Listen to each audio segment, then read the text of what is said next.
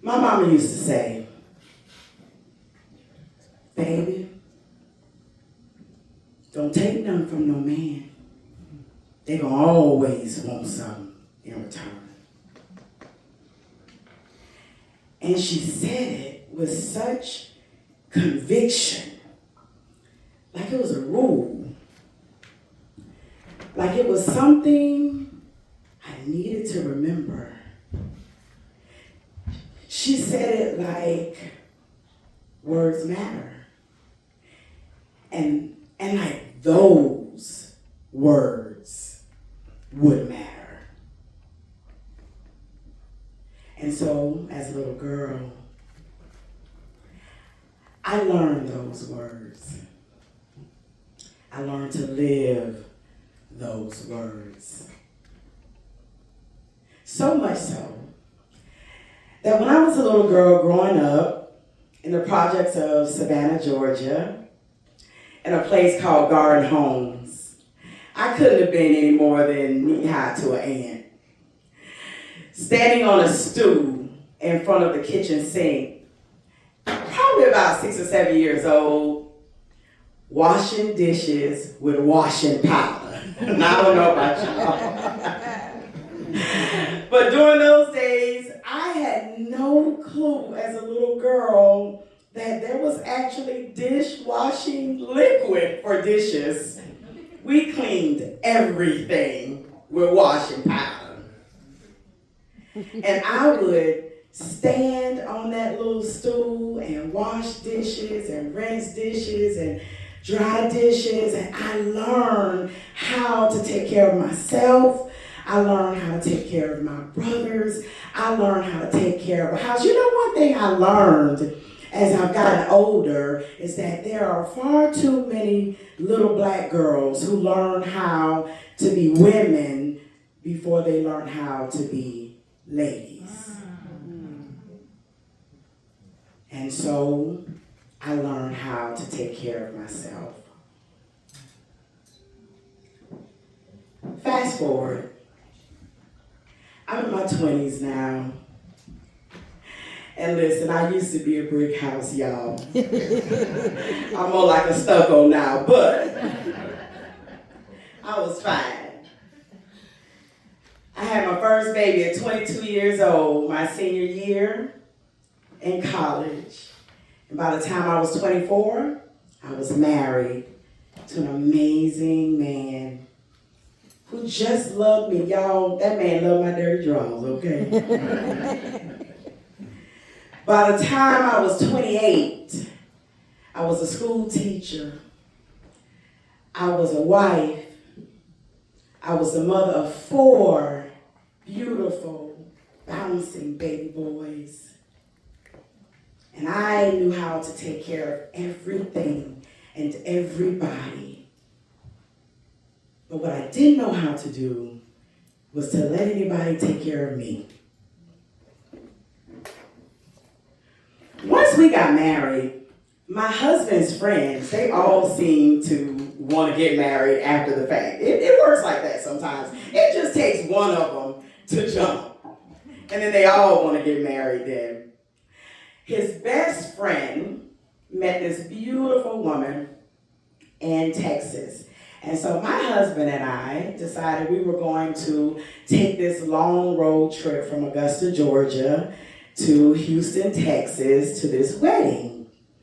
And we got on the road and we just drove. And it was so freeing and fun. And we were so in love. And we got to Texas and we got to our hotel room. And there was nothing grandiose about it. But it was magnificent because we were there, we were together. You know, had the same pale walls with the patterned carpet that's in most hotel rooms.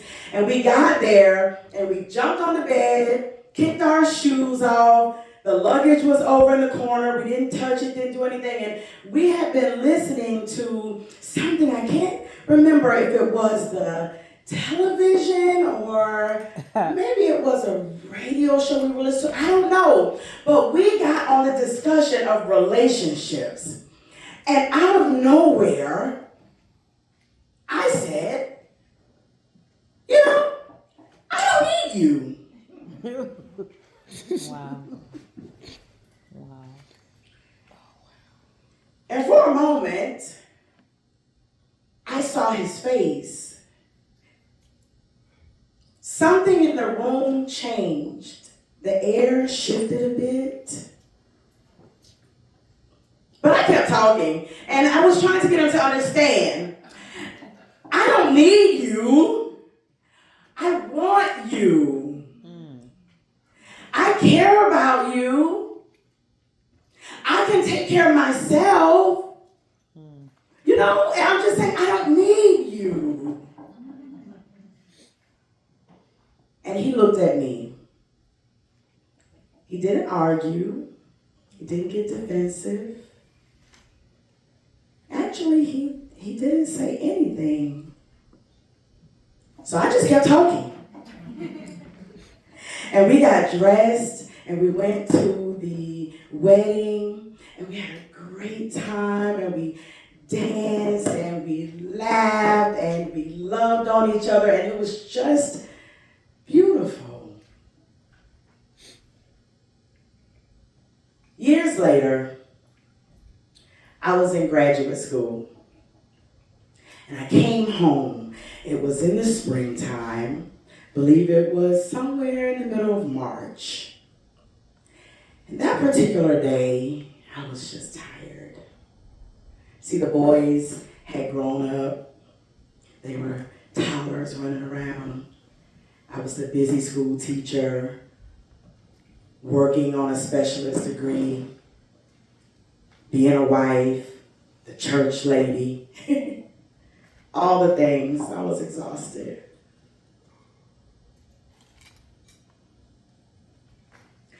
And I walked into the house, and my husband, he was in the room. Now, you all have to understand, I told y'all this man loved my dirty drawers, okay? So anytime I walk in the house, he in the room, y'all already know what that means. Oh. So I go into the room, and he's ready. And I say, no, I don't want to. And he looks at me, and then I say, and you know what? As a matter of fact, I'm not doing anything ever again that I don't want to do. And he looked at me and he said, Angel, do you know what you just said? I said, yeah. And then he said, do you know who you saying it to? And I said, my husband. And we began to kind of go back and forth for a little bit until he said, so what do we do about this? And the little girl on the inside of the woman who learned to take care of herself, who felt like she was suffocating. She looked her husband square in the eyes and she said, I guess we should get a divorce then.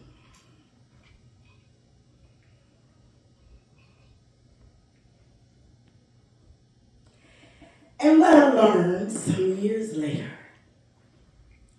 is that although he obliged that sunny afternoon in March, all he really wanted was his wife. But he obliged because he also wanted me to be happy. And he didn't think I would actually go through with it. but I did. And I can't remember how many times throughout the years that I had said, I don't need you. But in that moment,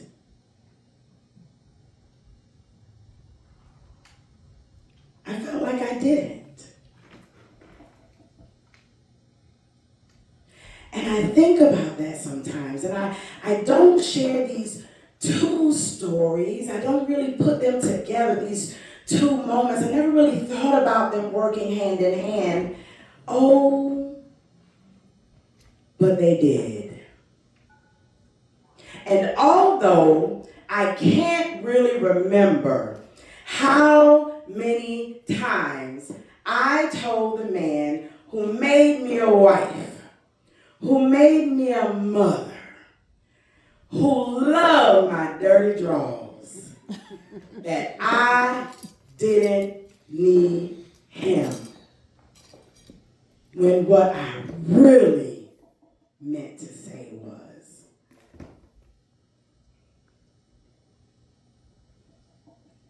I just don't want to owe you.